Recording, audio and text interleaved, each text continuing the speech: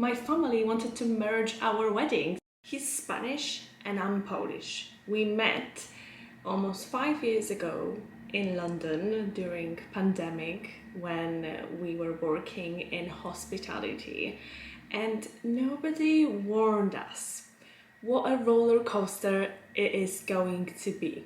But here we are, surviving, I would even say thriving, finally, and even preparing our wedding soon.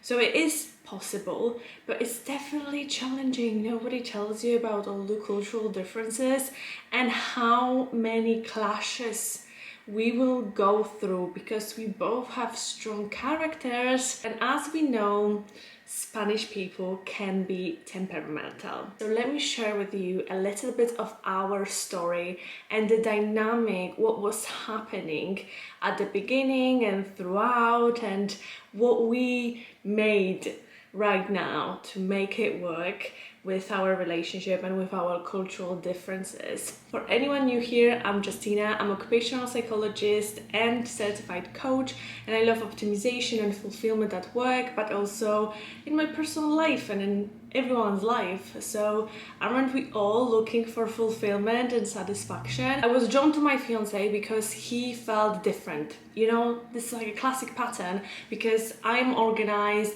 I would love to have everything figured out, and I would love to be disciplined and stay on top of the things, and he just was so chill and so relaxed, so spontaneous, not worrying about anything. So I was thinking that, wow, he must have everything figured out, right? If he's just so chill and just everything is working out for him, so I guess he has everything under control. And little did I know that it was not because he was having everything under control, it was just because he was and he is a laid-back person. On top of that, it was a time of pandemic when I was still trying to study and work, and I was really struggling with working in a job that was really unfulfilling, and I hated people because I was like working 7 days a week non-stop in a nightclub in the middle of London. So only people who know Shoreditch will understand, I believe so.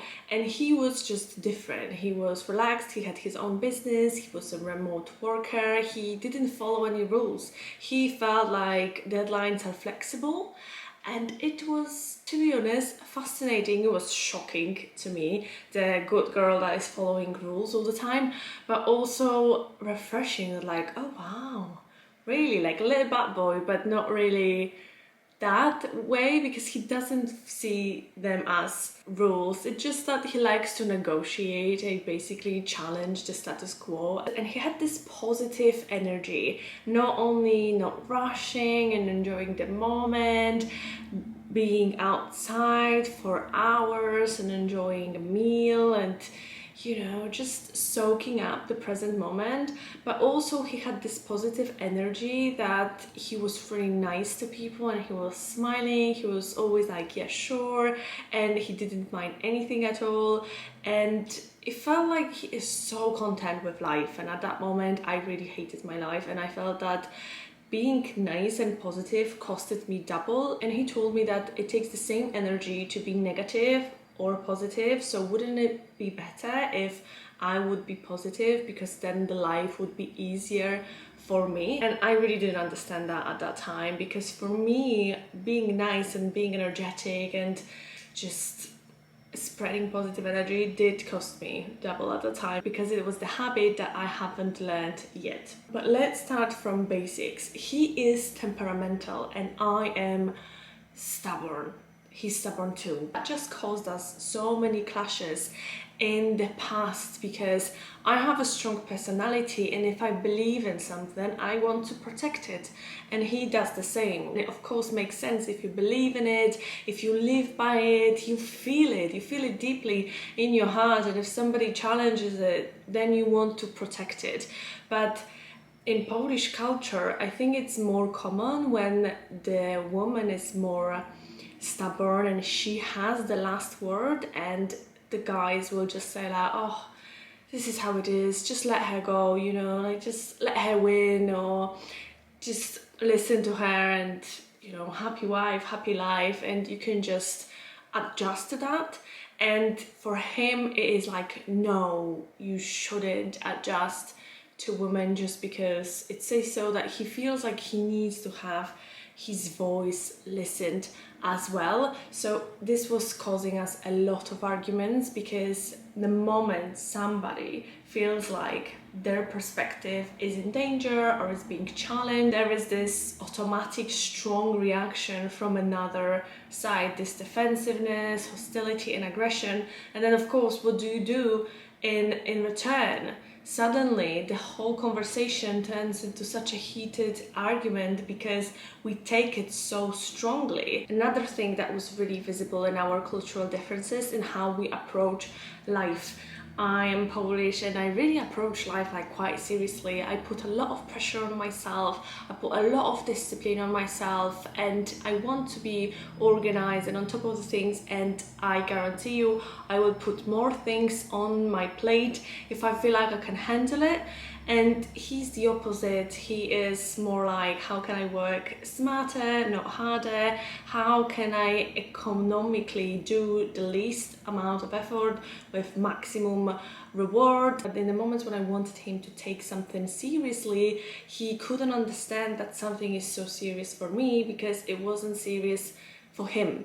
And the other way around, when something was disrespectful to him or something really bothered him, I couldn't understand because it didn't bother me, and I didn't really see that strong reaction from his side, so I couldn't really believe that it really affected him. And it's funny to see now that even from the very beginning we had a really different approach to even dating. The moment we literally just met, at the beginning we were working together, but later on we were kind of dating, and from literally like day one he felt so comfortable at my house, like he was just coming in, laying on the bed and just feeling like at home. And I felt awkward because that was like too forward for my thinking, because in my culture I think we ease people into, we are easing ourselves into some kind of relationship or friendship, and when we know each other we first go to a cafe and we talk, and when somebody invites us over we sit and talk, and we just don't like throw our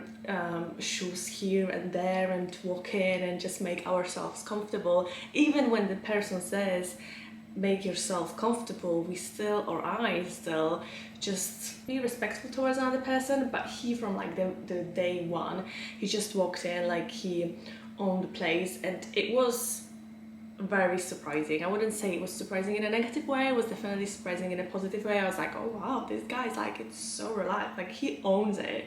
And it's really impressive how comfortable he felt in the environment he is. But it was definitely like making me feel awkward that he doesn't feel awkward about the situation. In Poland there is this societal pressure to still get married quite early on. I wouldn't say that is so early as back in the days, but definitely when you're like 23, 25, if you have a partner, what are you waiting for basically? And once you're married, get a car, get kids, and if you don't have a partner, you can do other things first, like a house and a car and a job, and once the partner comes in, then you can get married and get kids and, you know, check all those milestones just as you go, you know, like what are you waiting for? And I was definitely raised in that kind of family when I felt the pressure. At the beginning I didn't feel the pressure because all my sisters weren't married, but the moment when they got their partners too, my family wanted to merge our weddings because why not, you know, two in one. I had a partner for some years now, then my older sister got her fiance, and then there was a crazy idea like, oh, why don't you do it together, because your older sister is making a wedding, so I guess I can just join and do double. I don't know what was their thinking, and it was the same thing with a second sister, so the things just speed up, and suddenly I was like the only one that was so behind. And bear in mind that I'm like still 26 and a half, and that was a couple years ago, so that was like a rush, which for some cultures it's not rushed, but I think that nowadays in the Western culture it is a little bit fast. And in his culture, he's the first one now getting married when he is 32 this year. And back in the days he was younger and there was like no discussion about it. Everyone around him and everyone in this island are just enjoying the moment. They are in the relationships for years and years, and I don't know, the women feel the pressure to feel like they are wasting their time and they want to get married. I don't know their perspective that well, but it seems that everyone is okay, or nobody's doing with this situation anything, and they are just going with the flow. And then once they are 30 or 35 as a woman, then they are like, okay, I guess it's time to get married. It's not the thing whether you have a partner or not. It's just the fact that you can just be with your partner for like 10 years, and once you're 35 you're like, okay, I guess now it's a natural step to get married, which wouldn't go well in Polish culture. Definitely not how I was raised. That would definitely bother me too much, and I wouldn't wait that long, to be honest. But that created a lot of pressure on both sides, because he couldn't understand where am I rushing, and I couldn't understand why he's postponing, because this was our perspective on each other's cultures. But thanks to that, Spanish culture really taught me to slow down sometimes, to enjoy the moment and just let it go. For certain moments, it's like I don't have to be all the time in a rush mode, in a discipline mode, in a all or nothing mode. Just sometimes I need to breathe and I need to relax. And I think that my approach and my influence on him, it taught him that sometimes you need to work consistently towards something to make it work, and great things will take time, and it's good to do something to push yourself a little bit farther and get out from the comfort zone. And that structure is helpful because you know in what direction you're going, rather than just wing it, what you're going to do today and what you're going to do tomorrow, and it's just like a guessing game whether something will work out or not, because you're not really consistent or you're not following any plan. We both respect, for example, loyalty and family and connections, and we want to have meaningful life, whatever that means to us specifically. At the beginning, my family wasn't even sure about him because they were calling him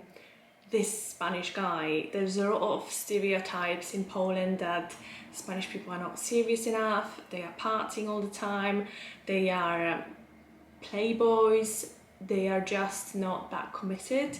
And I can see where is this coming from based on what I saw on holidays there, or based on what I hear from my fiancé friends. He's definitely not like that in some aspects. There is this, of course, cultural thing, like not rushing and enjoying the moment, which might be seen as having someone not serious, but I think he grew on them, and they really appreciate how open he is, how warm he is, how he is trusting towards strangers, where Polish culture is more like, no, we don't trust anyone, we're so skeptical, we're so suspicious why people are so nice to us.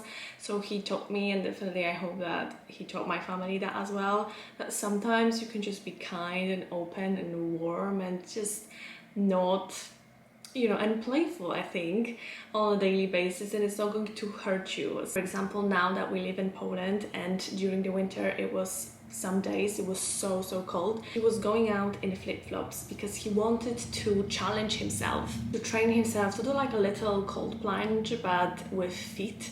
And at the beginning my mom was just like so skeptical, like you can't let him go out there this way and stuff like that. And at the beginning I tried to fight it, and then I was like, you know what, you do you.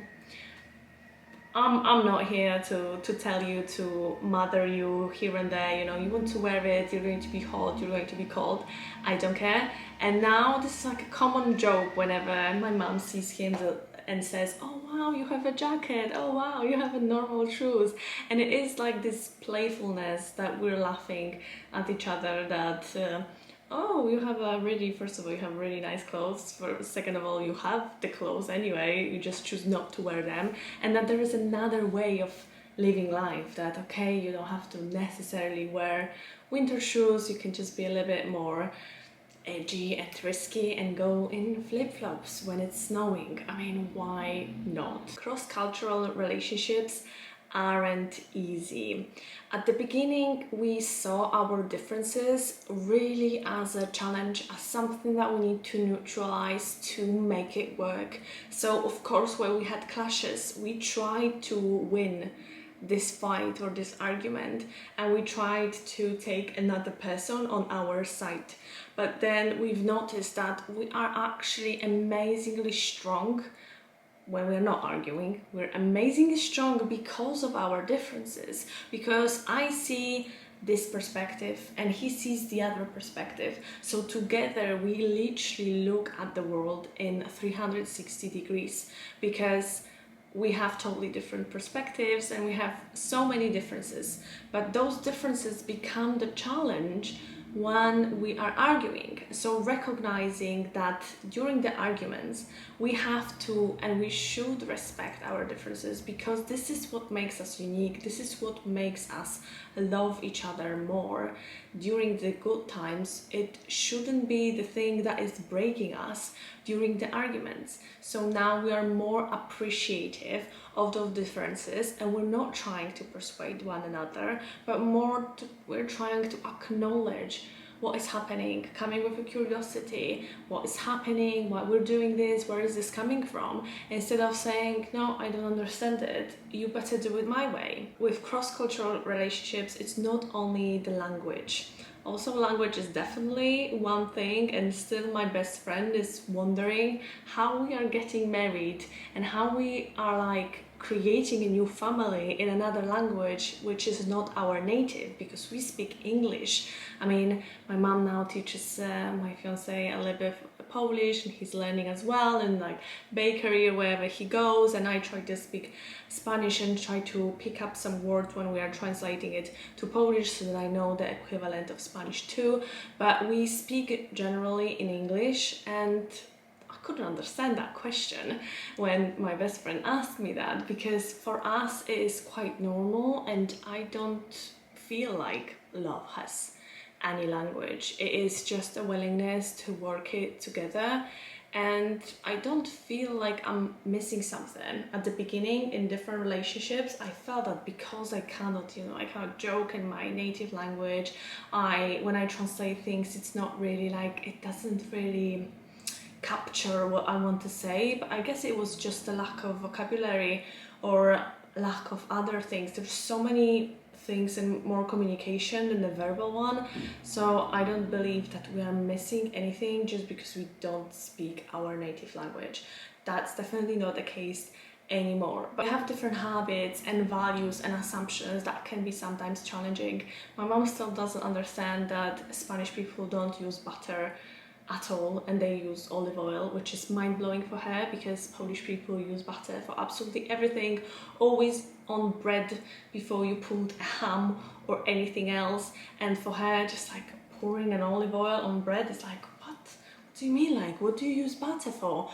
And then we tell her, they just don't. Simple. And these are small things, but show such a big difference in the way of thinking, that certain people live this way all their lives with olive oil and they don't miss butter, and we live the other way around, always with butter, never thinking about olive oil. People always ask me why we live in Poland, why not Spain, or they say, you are so different, like we have our best friend couple and they are Romanian and Irish, and they always look at us and they say that like, I don't know how you make it work, you are so different, that we actually know. And I think that's the best part of us, and that's sometimes the worst part of us.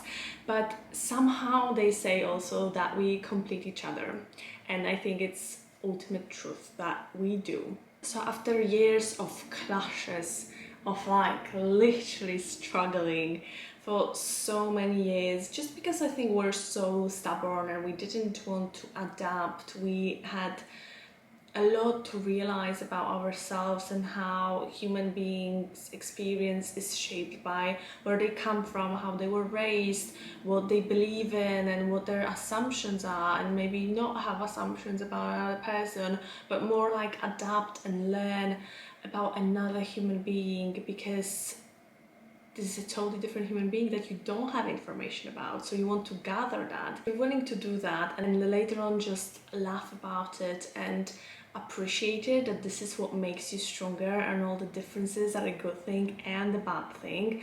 I think this is the richest thing. You understand and you acknowledge and you accept another human being for who they truly are, and you are being accepted for who you truly are, and you make it work despite everything, not in avoidance of those things, but despite those things. And if that doesn't make you stronger, I don't know what does. So if you're in a relationship like that, I would love to hear your thoughts. And if you like this video and you would like to hear more, in more details, how we really made it work and what works for us, what didn't work for us and made us weaker at the end, and what really repaired us during our challenging times which we had, for example last year, let me know in the comments down below and I'll make a video about that. So hit the like button and subscribe to this channel, and I'll see you in the next video.